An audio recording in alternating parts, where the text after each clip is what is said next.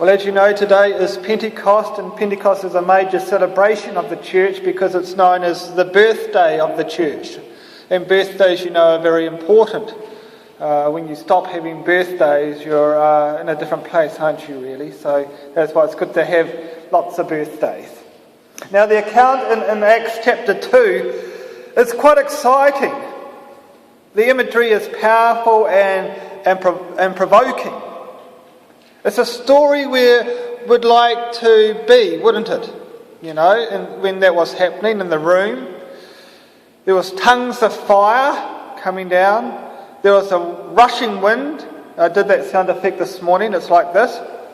I reckon it would have been exactly like that on Acts. I'll do it again. But not with the breathing in part. May have been a bit different, but I'm pretty sure it would have been like that. You can't say that it wasn't like that because you don't know either. Now, there would have been speaking in foreign tongues, and then there was a great sermon by Peter.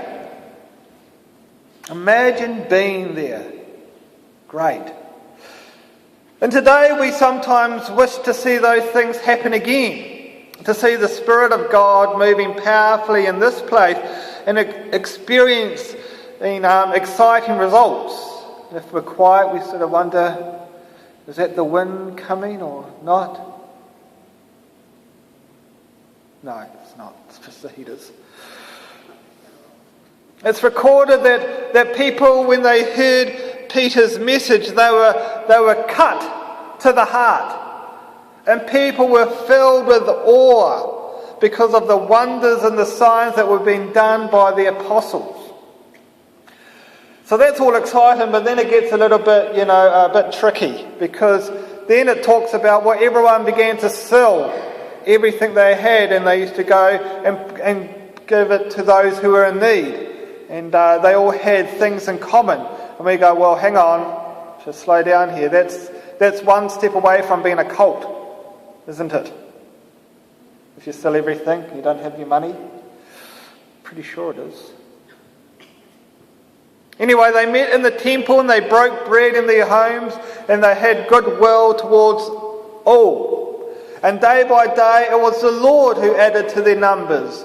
It wasn't the evangelistic program they set up or the mission program they set up. It was the Lord that did that. So it does ask those tricky questions about, well, what do we have to do to maybe make that happen? Are there things that we need to do? Do we have to sell things? Do we have to empty our storage units? We might need those things one day. You never know. Do we have to meet every day? I mean, I'm quite nice, but that's only Sunday morning. By Sunday afternoon, you'd be getting sick and tired of me, I think. The next day, lucky I have the next day off, so that's okay. A few weeks ago, we talked about the greatest commandment was to love others, to love God and to love others. And how that isn't often seen in churches. And for example, we know that in churches, believe it or not, sometimes people gossip. I know, it's shocking. I know you never thought of that, hearing that about people in church, but sometimes in churches people gossip. They actually talk behind the backs of other people. Sometimes in churches they can be quite critical and judgmental and condemning towards others. And this is just one example of the church, and yet we still hope people would be attracted to our message, regardless of our actions. When we ourselves don't live out what our faith says. So why don't we live out what our faith says? For one major reason for that is I think that the church for too long has tried to play the role of God rather than being the church of God. The church has been a place of judgment and condemnation rather than of love and graciousness. The church has decided who's in and who's out, who's right and who's wrong. It has seen itself as the protector of the faith rather than the doer of the faith. The church is focused on so many things that in the end are fairly pointless, while disregarding things that are far more important. For example, when was the last church meeting you went to where people got heated under the collar because they wanted to know, how can we love our neighbours out there? We're not doing it right. Or did they get hot under the collar because things weren't going the way that they liked it to go? I don't know. Are our meetings more about deciding what we want to happen for ourselves rather than they're outward looking? Pentecost is known as the birth of the church, and the church is to continue the work of Christ. In Matthew 28, Jesus gave that commission to go into the world and make disciples, baptizing them and teaching them to obey. And we do this in the power and the authority of God. And we do this knowing that God is with us every step of the way. But the problem is this, and you see if you agree, you don't have to agree. I could be wrong, but I've spent hours researching this.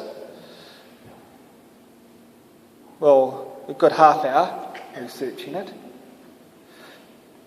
How do we expect to tell people to obey Jesus' message if we ourselves don't completely obey Jesus' message ourselves? When we pick and choose what we obey and ignore some of the things that we don't want to obey.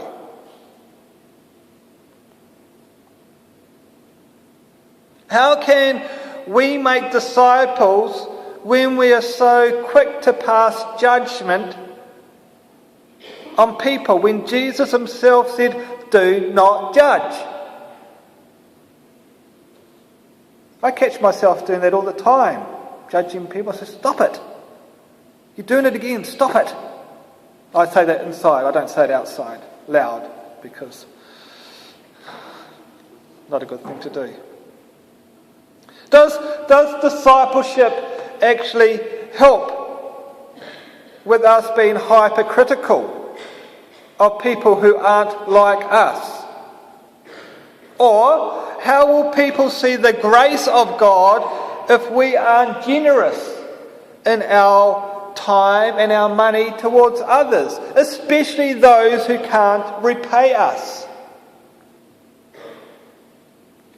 How will people know the joy, happy joy of faith if we are worried about the same things people in the world are worried about? Like our appearance. I mean, it's all right for me because I just have to get up in the morning and I'm just like this. So it's okay. Pretty much. Or we're worried about, you don't have to laugh quite so much about that. It's just meant to be an aside. You're not going to remember anything else about the sermon now. The church is so much like Israel, who made all these conditions for people to be accepted by God. By being God's children, it meant jumping through all these hoops, just like the church does today. And yet we never see Jesus turning people away. In fact, the people Jesus had the greatest problems with were the people who thought they were right, while pointing the fingers at others, saying they were wrong. We don't want to be like that, do we? Throughout the ages, the church changes, people change, society changes. There was a time when black and white people wouldn't go to the same church service. There was a time when women had no leadership role in the church and they would not even be allowed to speak. That's what was known as the good old days.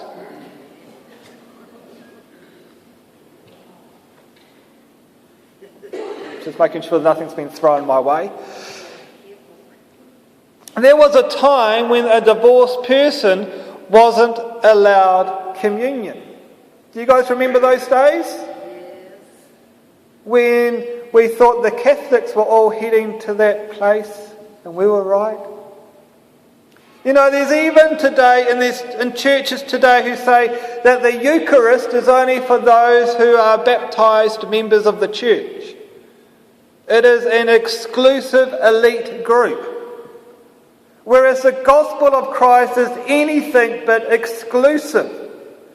Jesus never rejected Judas, who betrayed him, and Jesus never rejected Peter, who denied him.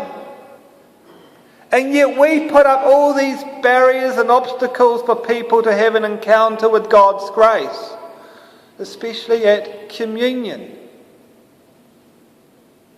Like we have the power or the right to do that. We think we're protecting the faith, keeping it pure. I mean, how pure are we? I don't feel too pure sometimes. Sort of rely on God's grace. But we don't allow that for other people. You know, the church is so busy trying to play God, we forget what's truly important. What we are actually meant to be about. Serving God, loving people. Or loving God, serving people. Same thing. And what the church has done, I think, has hindered God working through her. Because in the end, God chooses to work through people, just like God chose to work through Israel.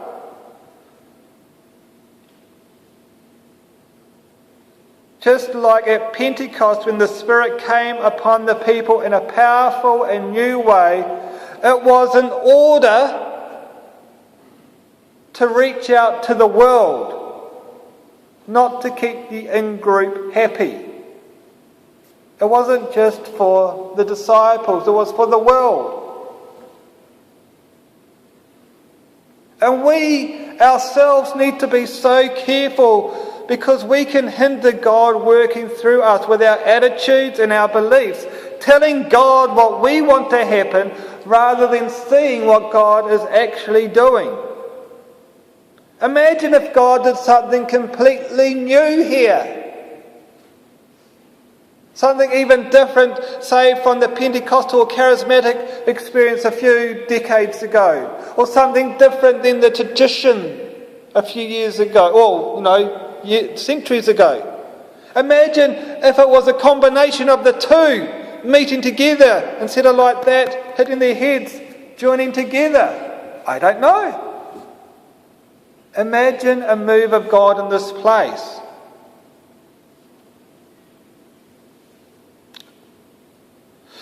But be warned, because sometimes it's not always good to want a move of God either. Because even though it sounds romantic and it sounds exciting, there is sometimes and there is often a cost. You know, the persecutions that followed the early church were horrendous. When we look through church history, those saints had hard lives. But the change in the lives of Jesus' followers were extreme. And they were costly.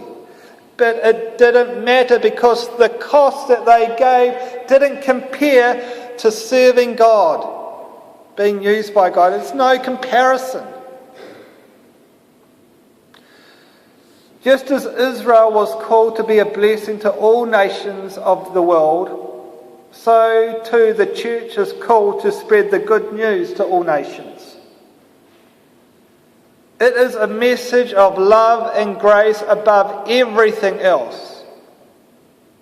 It is an outward-looking faith, a serving faith, a self-sacrificing faith, just the same as Jesus' life.